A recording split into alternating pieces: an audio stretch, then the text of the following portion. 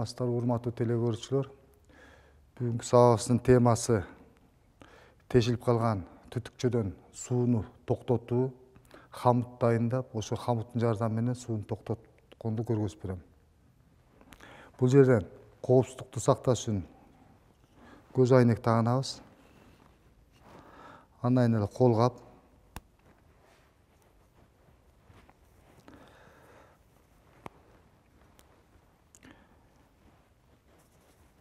бул жерден биринчи атайын тынекени түздөп алабыз, дайындап.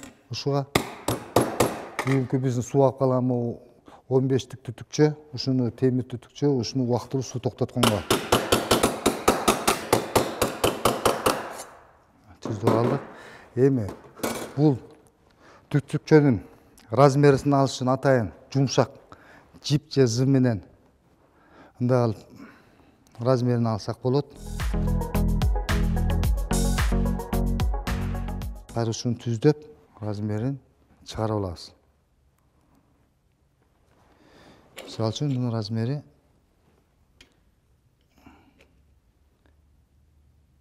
8 болду. 8ге эки жагынан кулак кошобуз. Кулагы 3 сантиметрден, эки жагынан 3 сантиметрден 6 сантиметр кошобуз. Биринчи муну түз кылып чийип алабыз жана чиртилканын жардамы менен.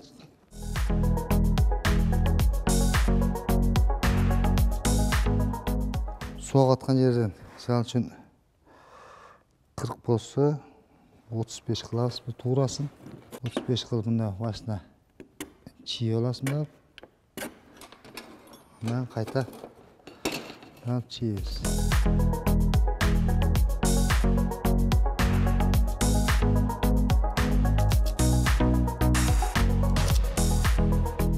Бул жерде темир кайчы колдонулат. Темир кайчынын жардамы менен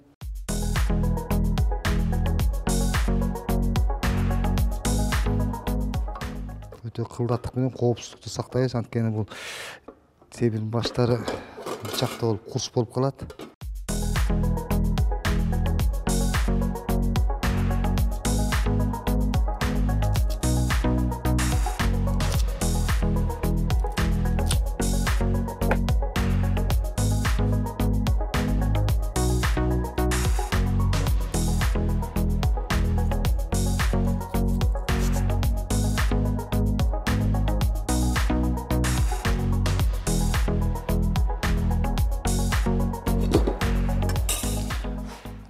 Дагы текшерип алабыз. 30-35ти дагы ошо размерин чыгарып 35 кылып алабыз. 35 жерден мына чийип алабыз. Андан кийин барсын мына коюп алабыз.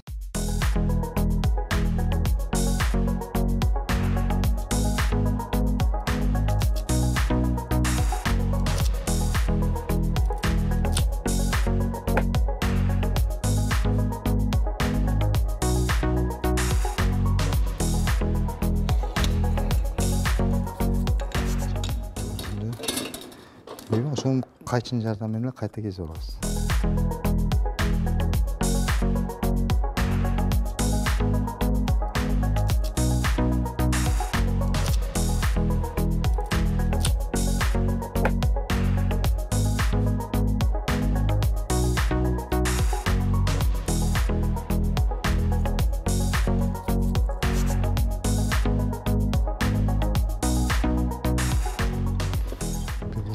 Дайыма өйдө кайрып отурабыз. Оңой болсун кескенге.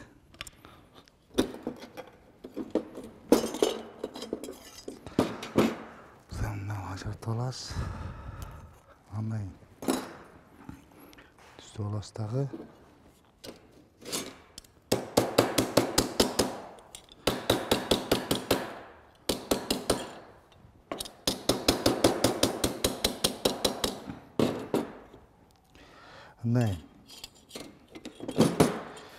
Башынан 3 сантиметр кылып алабыз. 3 сантиметрди азайтабыз, 2 сантиметр кылабыз.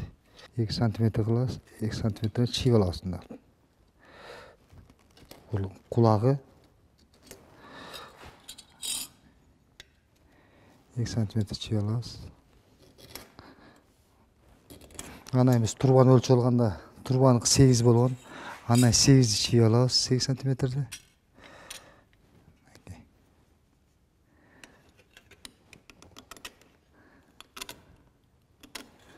Ана 8 сантиметр чий алабыз.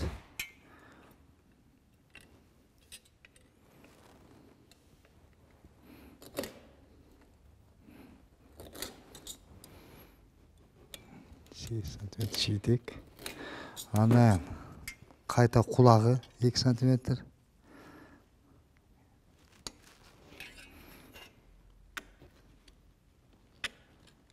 Сантиметр чийип алдык. Өзгө чийип алдык. Эми ашыгын кесип таштайбыз.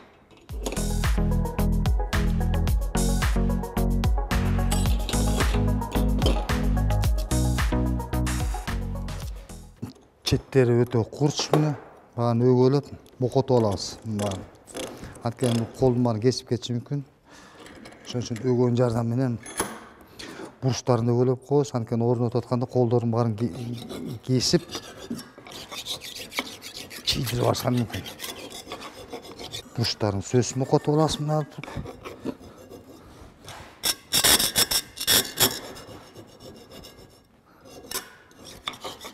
Кийин көтүнөтөбүз, биягында ушуну мокотуп алабыз.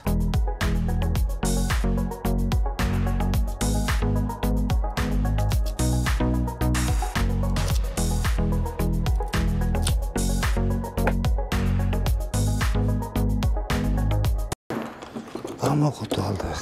Мокотуп алган эми бул жерге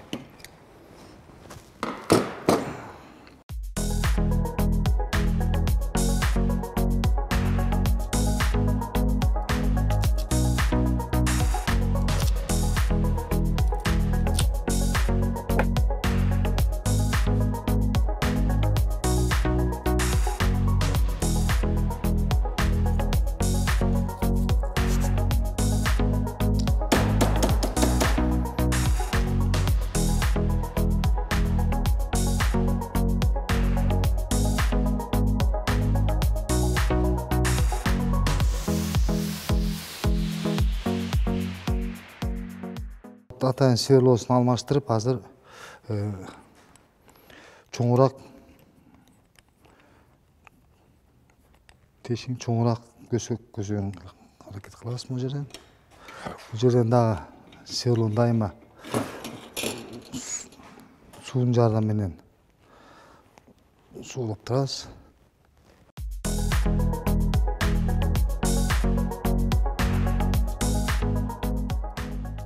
Биринчи тешин тешип алдык. Эми экинчи тешин.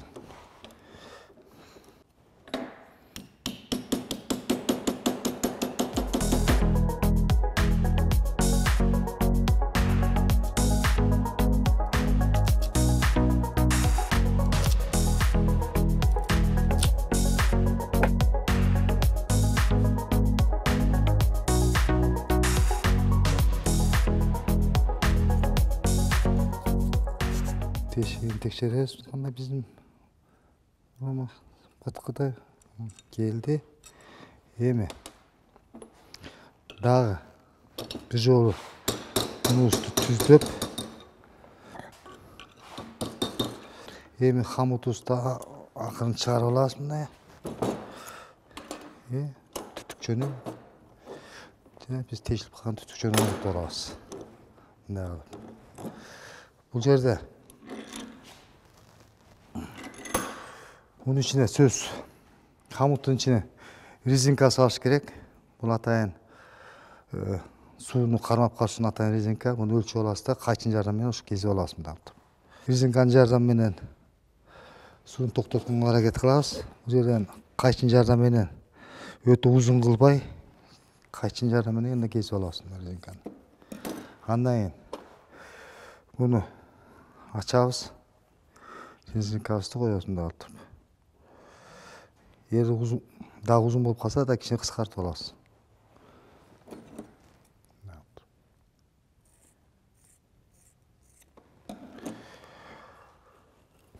Коюп алабыз мындай кылып. Резинка коюлду. Эми суу аткан жерге муну коебуз мындай кылып туруп. Эми жанагы бурамабызды сайып мындай кылып туруп.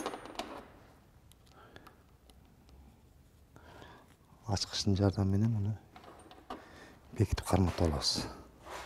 Ачкычтын жардамы менен бuyog'ini кармап, buyog'ini bekitip баштайбыз.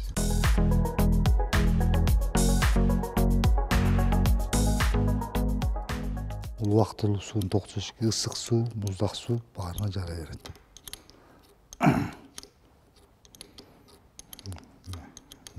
Хамут дайындоо, атайын болт менен резинканы кысып отурасыз мындай.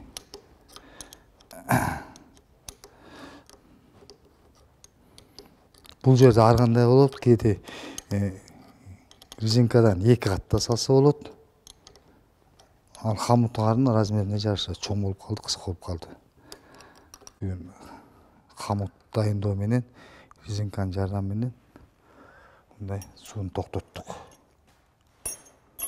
Урматтуу телекөрүүчүлөр, бүгүнкү сабагыбызда суу алып калган түтүкчөдөн сууну убактылуу кандай токтотуш керек эле, хамут дайындоо эле. Биз хамут дайындап, темирди атайын темир кайчынынын жардамы менен кандай кылып размерин чыгарыш керек, аны көргөздүм.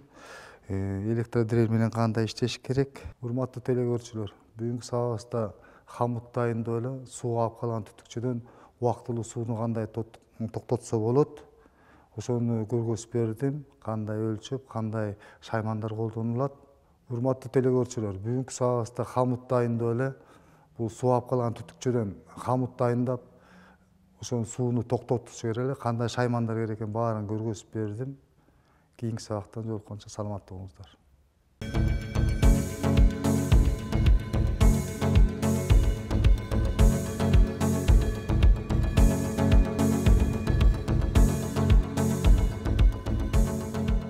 Кыргыз Республикасынын өкмөтүнүн номер 67 токтому менен бекиген Кыргыз Республикасында 2021-2025 жылдары мамлекеттик тилди өнүктүрүү жана тил саясатын өркүндөтүү программасынын алкагында жасалган видео сабак.